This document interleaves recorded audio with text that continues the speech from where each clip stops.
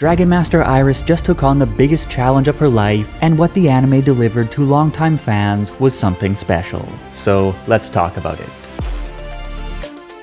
Hey Charles, it's everyone, how are you today? Iris may not have gotten off on the right foot with fans back in the black and white days, thanks in no small part to her grating "You are such a kid" line, and more broadly on account of her bossy, sarcastically rude persona that marked a fairly drastic departure from her portrayal in the video games and the Pokemon Special manga. That said, her core storyline is among the best of Ash's companions to date, and her character flaws in the black and white era actually ended up laying the groundwork for a big payoff in Pokemon Journeys. So today's plan is to have a quick chat about how exactly Iris has changed over the years and why she has emerged from one of the biggest battles the anime has ever seen as a true winner in the eyes of fans, despite the verdict of that particular battle. And as always, it's going to be a dandy, so kindly subscribe, I would deeply appreciate that, and let's jump right in.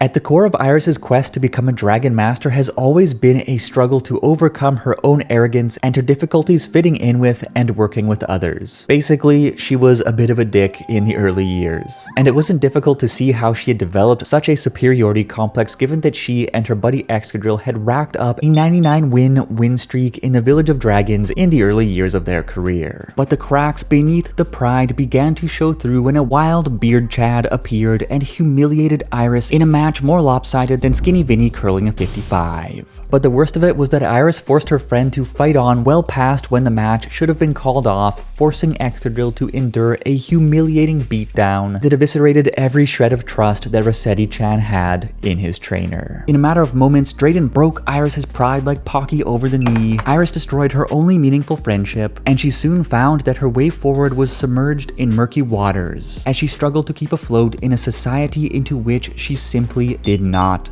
fit. Only to be thrown a life jacket when the village elder charged her with the task of embarking on a journey to raise a baby Axew into a powerful Haxorus. Shortly after, Iris left the Village of Dragons, met Ash Ketchum, and the rest is history. The long and short of which is that with a little help from friends and mentors along the way, she was able to redeem herself and then some, eventually winning back Excadrill's trust, earning the respect of a powerful if unruly Dragonite, conquering the entire Unova League together with her friends, and giving the second strongest trainer in the world a run for her money in the World Coronation Series Masters 8 tournament. And while I'd always hoped that we would get some meat to the backstory of how exactly Iris became the Unova champion, we will just have to assume that she did it the way it is always done, by kicking ass and taking names. Although the events that unfolded between Iris training with Claire in the final black and white special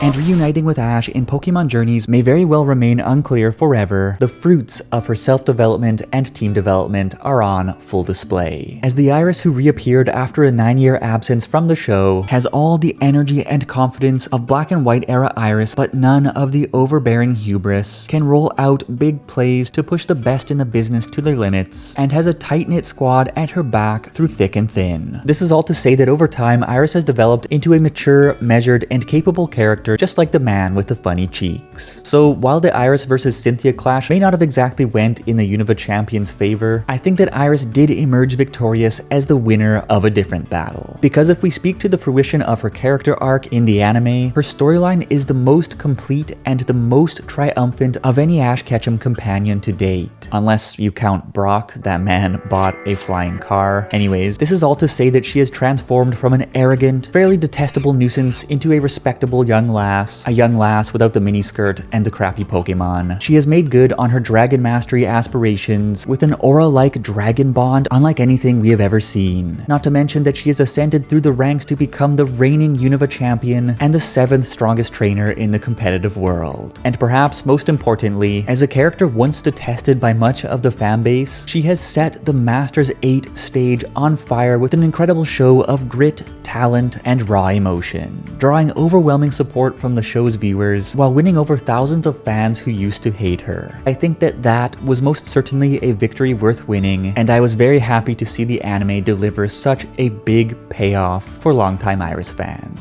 Anyways, take a look at this chicken I found.